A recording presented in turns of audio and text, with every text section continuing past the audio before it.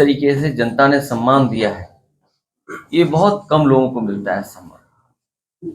जीवन भर जिसने सेवा की हो, मदद की हो, तभी इसी तरह का प्यार मिल सकता है और सम्मान के साथ जनता आ सकती है। वो उस कड़ी और उस पीढ़ी के नेता थे जो कभी कोई बात छिपाते नहीं थे। अपनी राय, अपना सुझाव या अपना तर्क बहुत स्पष्ट रूप से कहते थे। कई मौके आए जब उन्होंने अपने लोगों की बात रखी, हो सकता है कुछ लोगों को ना पसंद आई हो, लेकिन कम से कम वो ऐसे व्यक्ति थे जो अपने लोगों की बात बहुत सफाई से रखते थे।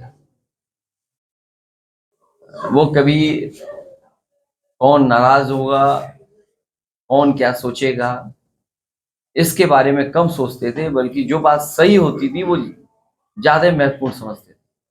लोकसभा में भी मैंने उनको देखा। कई मौकों पर विपक्ष के लोगों ने आवाज बुलंद कर करके उन्हें दबाने की कोशिश की, लेकिन मैंने अपने आगे देखा, आंखों से देखा कि वो किसी के दबाव में नहीं आते थे। जो बात उन्हें कहनी होती थी वो कह के रहते थे। तो ऐसे नेता को हम लोगों ने खोया है। वो अपने जीवन भर मेहनत कर करके बहुत बड़ी राजनीतिक विरासत इस परिवार को देके गए। इस परिवार को एक बहुत बड़ी पहचान देके गए, जहां वो कई बार विधायक रहे, सांसद रहे, कई दलों में रहे हों। आखिरी में समाजवादी पार्टी में भी थे, पहले भी समाजवादी पार्टी में थे और दल में भी होके आए, लेकिन जनता के प्रति और जनता से जुड़ाव हमेशा बना के रखा उन्होंने। हमें उम्मीद है ये परिवार जो राजनीतिक विरासत भगत साहब देके गए उसको लेकर के जाएंगे, उसको और संभालेंगे और सजोएंगे और इस विरासत को आगे ले जाने का काम करेंगे।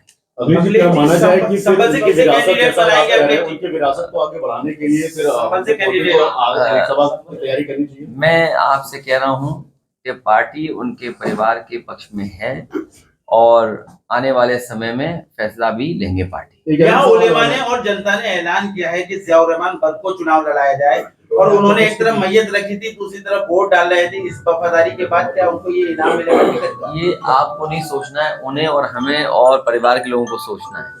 अभी जी एक अहम सवाल, मुसलमानों ने नेताजी पे भरोसा किया, पार्टी पे भी भरोसा किया, समाजवाद पे, और आप पर भी भरोसा किया। आपके लिए मुसलमानों का प्लान ऑफ एक्शन आगे का क्या है? सबसे बड़ी लड़ाई जो इस बार देश में होने जा रही है वो संविधान को बचाने की है। बाबा साहब भीमराव अम्बेडकर जी ने जो संविधान दिया है वो सबको बराबर का हक देता है, बराबर का सम्मान देता है। जिस तरह से कई मौकों पर हम लोगों ने कहा है कि कभी समुद्र मंथन हुआ था, इस बार संविधान मंथन होने जा रहा है। एक तरफ वो लोग होंगे जो देश की खूबसूरती रही है, हमारी आपकी गंगा जमुनी संस्कृति, भाईचारा, आपस में प्रेम, और दूसरी तरफ वो लोग हैं जो संविधान को नहीं मानते। तो संविधान मानने वालों की और संविधान पर न चलने वालों के बीच में ये चुनाव होने जा रहा है, और हमें ये पूरा भरोसा है देश की जनता संविधान के साथ और संविधान बचाने वालों के साथ रहेगी। अखिलेश जी, इकबाल रहमान साहब और बर्क फैमिली का 36 काम कर रहा, आज दिल जोड़ने के काम किए हैं आपने। देखिए ये राजनीति में मैंने यही कहा कि देखिए बख्श साहब किस रास्ते से यहाँ पहुंचे हैं। राजनीति का हर पहलू उन्होंने देखा है, कहाँ शुरुआत हुई, कई बार किन्हीं परिस्थितियों की वजह से दूसरे दल में भी रहे, लेकिन नेताजी और समाजवादी पार्टी के पक्ष में हमेशा बने रहे। मेडिकल कॉलेज में लगातार शहरों के नाम बदले जा रहे हैं और लखनऊ को नाम बदलने की तैयारी है, लक्ष्मण को नाम रखा जा रहा है, क्या कहेंगे इसको? लोकसभा से ये नाम बदलने से ज्यादा जरूरी है कि नौजवान को रोजगार दे दें, नौजवान को नौकरी दे दें। नाम बदलने से जनता को उलझाए नहीं, पेपर लीक ना होने दें। सोचिए हर पेपर लीक हो जाता है इनका, और लीक होने के बाद एक ही एजेंसी उसको जांच दे देते हैं। अभी जो हमारा एक पत्रकार साथी मेडिकल कॉलेज के बारे में पूछ रहा था, अभी सुना है कि केवल बिल्डिंग का उद्घाटन करने गए हैं, वो हॉस्पिटल का उद्घाटन नहीं है, वो बिल्डिंग का उद्घाटन है। हॉस्पिटल का मतलब ये है कि किसी व्यक्ति का इलाज होना शुरू हो जाए, बिस्तर हो, बेड हो, मेडिकल फैसिलिटीज हो, स्टाफ अपॉइंट हो जाए, ओटी चलने लगे, दवाइयां हो, वो बिल्डिंग का उद्घाटन करने गए। इसी तरह सुना है कि एक वर्चुअल उद्घाटन भी हुआ है आगरा में मेट्रो का। ये समाजवादियों की मेट्रो थी। ये कोई बीजेपी ने तो काम स्लो किया, रोका, बेमन पूरा किया है।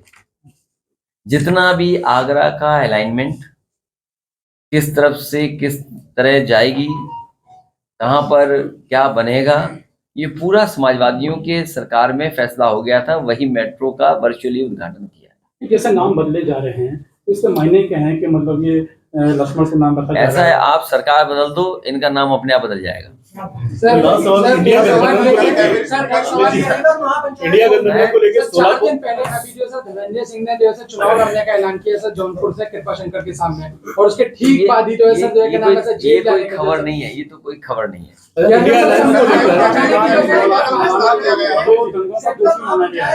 मौलाना तौकीर को दंगों का दोषी माना गया है, कोर्ट ने दोषी माना है। कोर्ट के सवाल पर हम लोग कैसे कोई प्रश्न लगा सकते हैं? 16 तारीख को महाराष्ट्र में इंडिया अलायंस की दोबारा मीटिंग, आप जा रहे हैं वहाँ पे?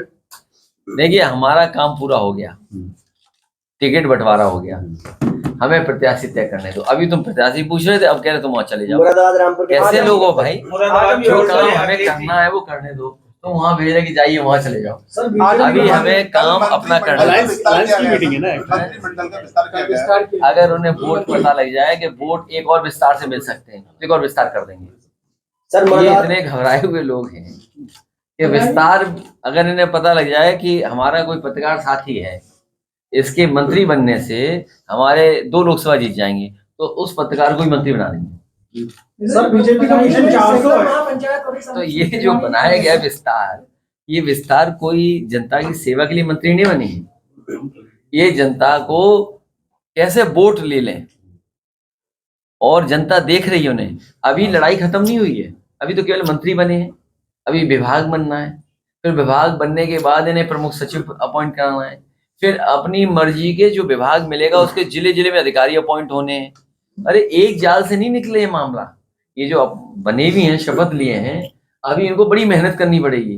पहले अपने प्रमुख सचिव अपॉइंट कराने के लिए, विभाग के लिए भी मेहनत करनी पड़ेगी, और फिर जिले जिलों में जो विधायक और लोग बैठा लेते हैं अपने अपने अधिकारी, उन्हें हटाना, उन्हें नए लाना। अभी तो बहुत दिन है, और जब तक ये काम होगा तब तो चुनाव आ जाएगा, आचार संहिता लग जाएगी, मंत्री बस मंत्री बने रहेंगे, काम नहीं कर पाएंगे। अभी बिहार के अंदर नीतीश कुमार को बार बार पार्टी बदलने के लिए कहा जाता है, और यूपी के अंदर अब कहीं न कहीं कहा जाता है ओम प्रकाश